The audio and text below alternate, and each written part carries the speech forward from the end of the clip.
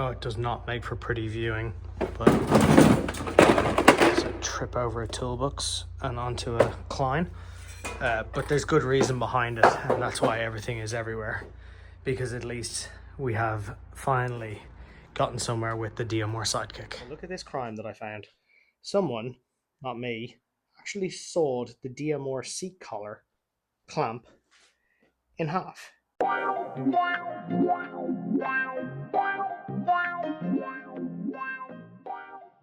So here's how the Sidekick looked like when I first picked it up. It was coated in this thick green paint that I really wasn't into, and it was really sloppily applied and it was everywhere. So I wanted to strip it right back. Did so over these few social posts. You can go digging through my Instagram, you'll find them there. It was a pretty tedious process, not helped in any way by the fact that I was really bad at procrastinating and actually finishing it. Used a whole manner of different approaches between strip it wheels, brass brushes on a drill, and then of course paint stripper.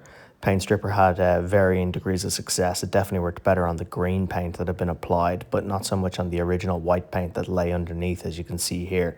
There was also some old decals as well that I discovered under the green paint. Speaking of decals, I then went on to India and ordered myself some fresh DMR Sidekick decals. So I've got those on hand now, so they are certainly ready to go on once I get the new paint job done. So the 4D chest has been complete. We've got obviously the Yeti. It's hanging precariously by the nose, tip of the nose, I should say, of the saddle. We've got the Orange 5, which has taken up its spot. It's also precariously hanging off the wheel mount, which is a single screw holding that into brick, and that frees up space in the work stand for this old girl. This is the DMR Sidekick, and we need to get cracking with getting the rest of it sanded down. In fact, what I really need to do is flip it around and really focus on the non-drive side, because the drive side is broadly done. So we'll get it turned around, going to give it a bit more of a sanding. Hopefully tomorrow, weather permitting, we might actually get to hit it with some primer and get cracking. But look at this crime that I found. Someone, not me, actually sawed the DMR seat collar clamp in half. Now, what sort of Philistine does that? For reference, that's what they should look like. So yeah, the world of old, misused DMRs holds all sorts of horrors. You really have to be quite mentally prepared before you undertake one. But much like rescuing a dog, it's always worth it.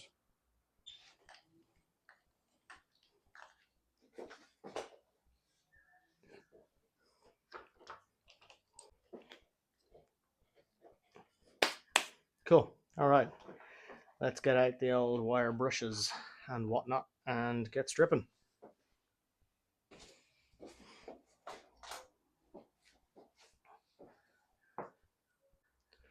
So this frame has previously been hit with a brass brush on the end of a drill, as well as paint stripper. So it's been attacked with a number of different methods to date. But as you can see, it's putting up a good fight.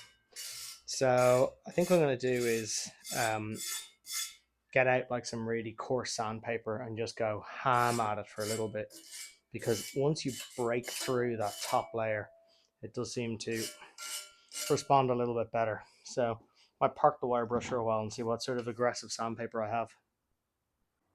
Okay, and so we're back. It's a new day, a considerably less humid day, and I've been to the hardware store and I have picked up a 3660 coarse block, and I've thrown that into the little holder there. So I'm going to attack it with this. I'm going to throw on the dust mask and everything like that and get cracking and see how good a job it does at just taking down these last bits. Then I'm going to flip it around and do the offside, because that's the really problematic side.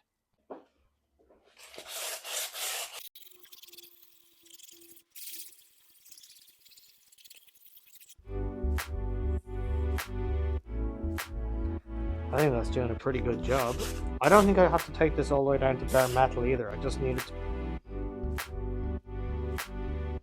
it to be smooth, and that's a hell of a lot smoother. There's these little bits here which are like where old decals were or something. They definitely have to go, but other than that, that is smooth.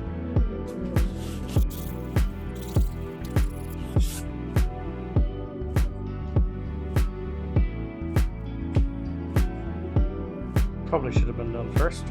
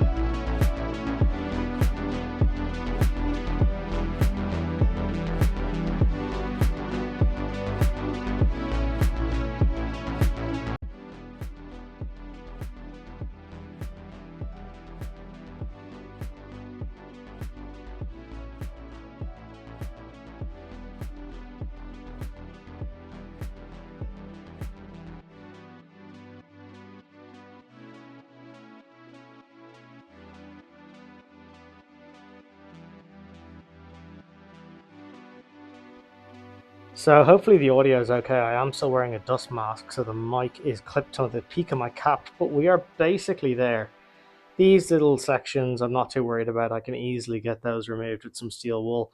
It obviously is covered in dust, hence the dust mask, and so it does need a bit of a clean down. But the objective here really was just to get it fairly smooth. There's areas in here which I may use paint stripper to take down. I'll do that off camera because I've used plenty of paint stripper on this already.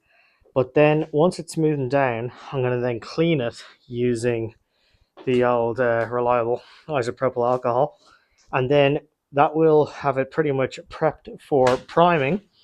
And then in order to prime it, I'm going to take it outside, obviously, on a non-windy day, prime it, sand it down, and then commence the actual paint job. So I showed this previously, but this is what we're going to be using. It is epoxy resin colorant, aka alcohol ink. You can see versus a paint, it's very watery in its viscosity, and it has a little dripper top there, and you go drop, drop, drop, drop, drop, and then you can move it around and thin it out if needs be using isopropyl alcohol, and you can use a little thin paintbrush to move it around, or I've seen a lot of people use compressed air, and that's where I originally got the idea from, was using an air compressor. However, I don't own an air compressor, so I have a different plan which involves using something else in its place, and that's really where this whole thing stemmed from. So I now have a bit of a deadline on my hands because I have just booked a holiday, weekend away I should say, with the missus, and I've realized that the accommodation that I've booked is directly opposite a pump track. Coincidence? I think not! And because we're going to a fairly quiet country area, I definitely want to bring this with me so that I can have a play around on the pump track while she reads her Kindle or whatever it is she does when I'm not around. So yeah, the deadline is on, the countdown timer is counting down, so I'm going to have to get cracking with this one, and that's what we will get to in the next section.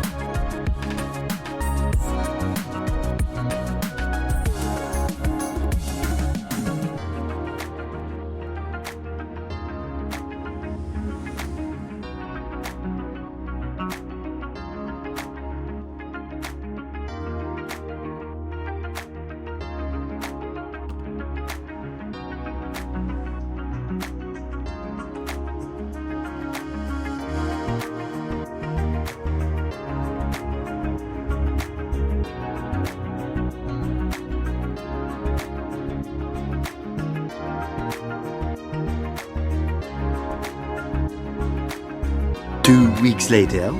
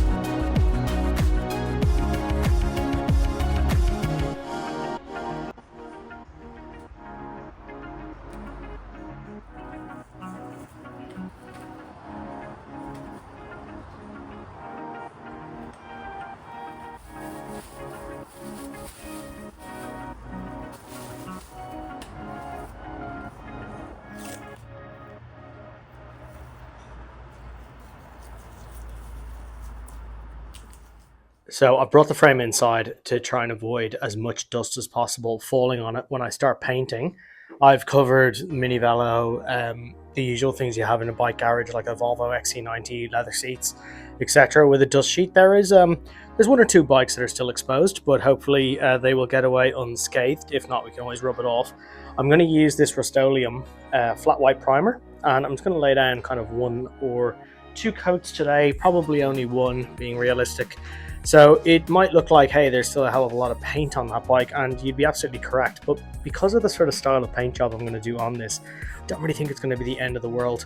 There is obviously some high points and some low points, but for the most part, I've sanded it pretty flat, and I think that when it's actually complete, I don't really think it's going to be that visible, at least not to a galloping horse.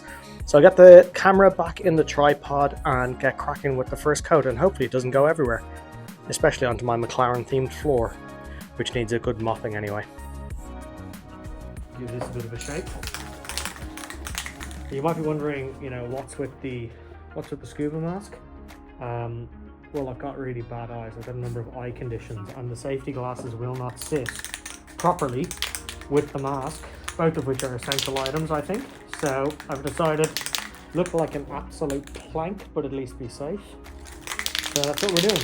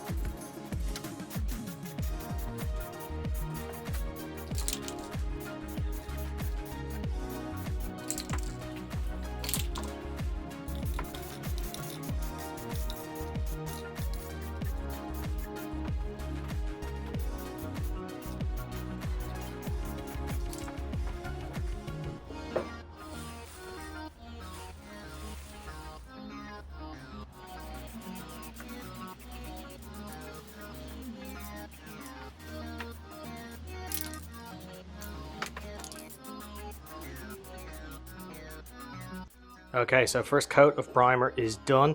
There's definitely a couple of runs that have taken place by virtue of my lead foot with the trigger. There's a big one down here on the down tube and there's another one on the head tube. But it is primer, it will get sanded, and it's all just about providing a relatively even base and canvas for the next layer, which is going to be something I've only seen done a handful of times, and then I've got my own little twist on it, which I've never seen be done.